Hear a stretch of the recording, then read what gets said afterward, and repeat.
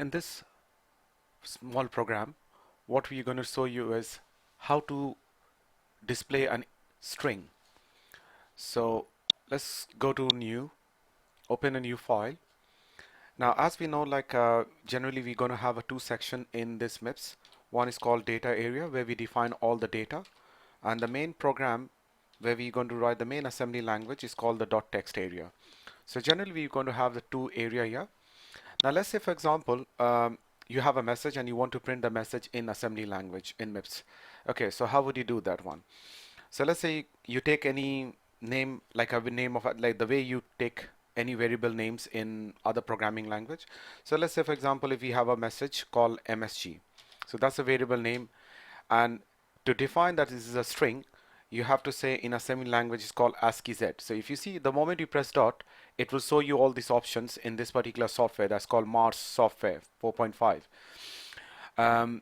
So you just go on, either you can click it or you can type it yourself, ASCII. Now I'll just show you there are two options here. So the moment you say this, one is called ASCII, one is called ASCII Z. The ASCII one does not store a terminating character at the end of your string. But usually whenever you want to print a string, you should have a terminating null character at the end of the string. So normally whenever you create a string, you should say ASCII Z, and in the code whatever message you want to display, you can say this. For example, you can say, okay, this is my first program in MIPS, for example. Okay, I just got a one message for you, and no matter whatever message you have, if you have two messages, you can say MSG1 or any other, any name you can give it, and then again the same thing, call ASCII Z, and you can say, okay, hi everyone, for example. Okay, so like that you can define as many variables for the strings, whatever you want to print it. Now, as in the last video I showed you is in order to do any action like printing or input, we have certain systems called number, and that system called number has to be passed in a action register, I will say, is $V0. So the moment you say li $V0, comma 4, so when you tell them to store 4 in $V0, what you're telling the computer that I want to print 4 is the system number for printing a string. So you're saying, okay, I want to print a string. Now whenever you print any string or any numbers or any float or any double, you have to support it with some argument, meaning what do you want to print? So let's say, for example, I want to print this message MSG. Okay, so generally you have to load this address of that message in argument register, that is $A0. Okay, and you're going to say MSG. So what exactly you're saying it, okay, load the address of this message, the string, in A0, and it has to be A0, remember. So any message whichever you want to print it, the address of that message has to be loaded in A0. That's why we're calling as load address. Now why address? Because see, the string is having so many characters. Now alone the string cannot be stored in A0, so generally we have to load the address of the first text. In other words, where the string starts, we need to load that address in A0. The moment you load this address and when you tell them to print a string which is 4, computer understand that whatever address is there from there till the end, they will print it out. But they won't take an action unless you call them. You can complete by syscall. So whenever you want to print anything, just make sure you have to do two things. First, load a value 4 in V0 to say that I want to print a string. Then load the argument, or to say the address in the argument register, and then you give a syscall. The moment you say syscall, meaning you're telling them to do immediately now. Now one thing, remember that this loading of the message address in A0, you can do it first, and then you can load a system called 4 in V0. You can do anything in any order. You can put this line first, you can put this line first, but make sure both the line has to be completed before you do syscall.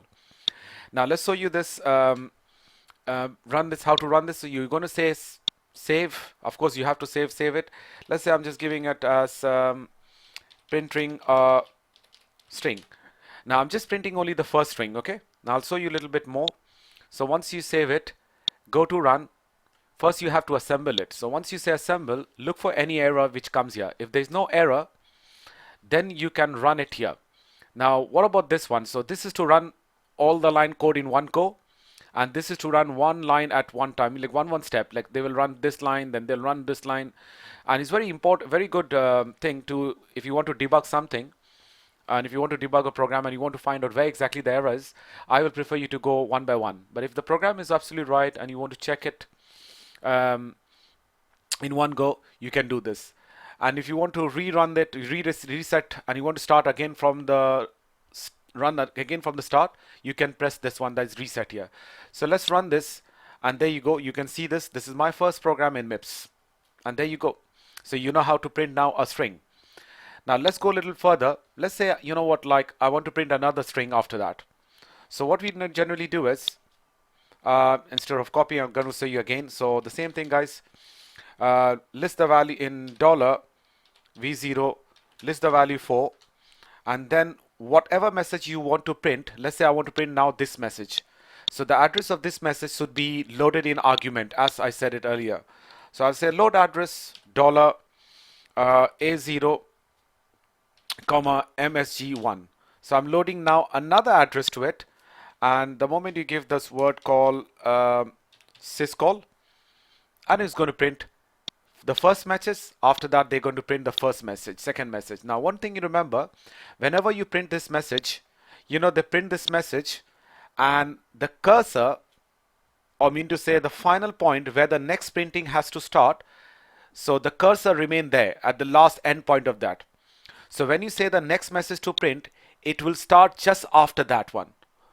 Now for demonstration, let me show you how it comes, how it works. So assemble it, and when you run it, now have a look here. They said, what, this is my first program in MIPS, and my next message, which is hi everyone, is just printing just after that, because after the last printing the cursor remained there, and whenever you print another message, it just get printed after that. So let's say if I want to print third message, the third message will come from here, right from the end of that.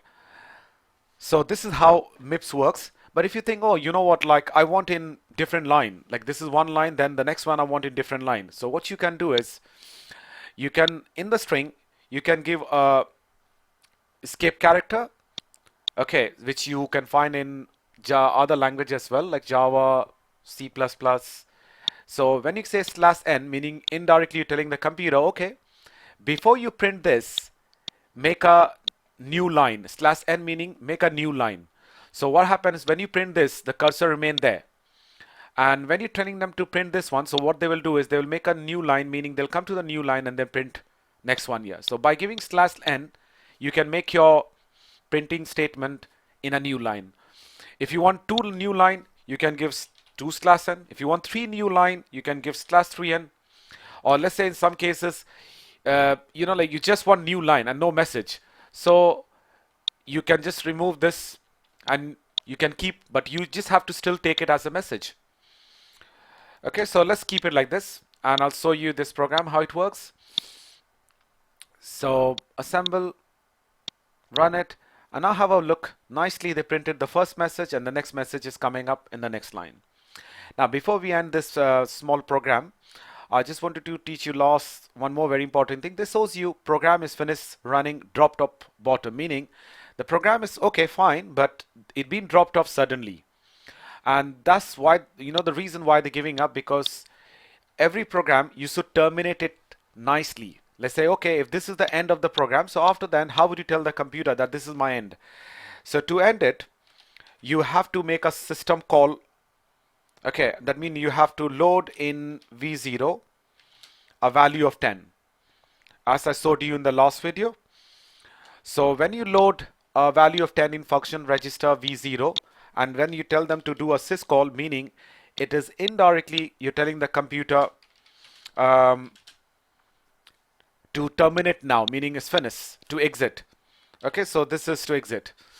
And by the way, you know, like this hash, if you just give one hash, it means now the rest of the line is going to be treated as comment. So if you want to give a comment, you can give hash.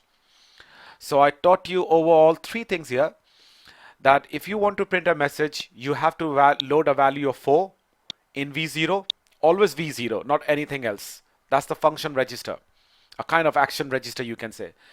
Then after loading it, you can load the arguments, or meaning to say the address of this message in A0. It has to be A0. And when you say the syscall, they print that message.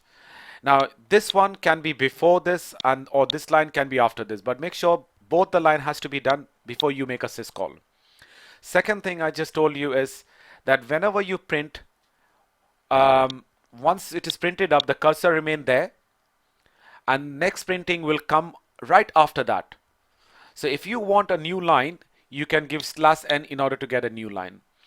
And I won't say it's necessary, but it's a good habit if you make a proper exit in the program by passing a value 10 in V0 and giving a syscall, meaning you're telling the computer, I want to finish the program. Now see the output, how it works.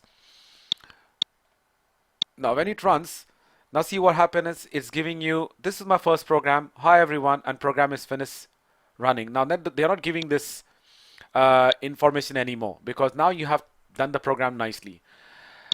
So that's it for this program. So this is a small program to give a full idea of how to print a string in a different way, right? So we'll see you in the next video about different thing.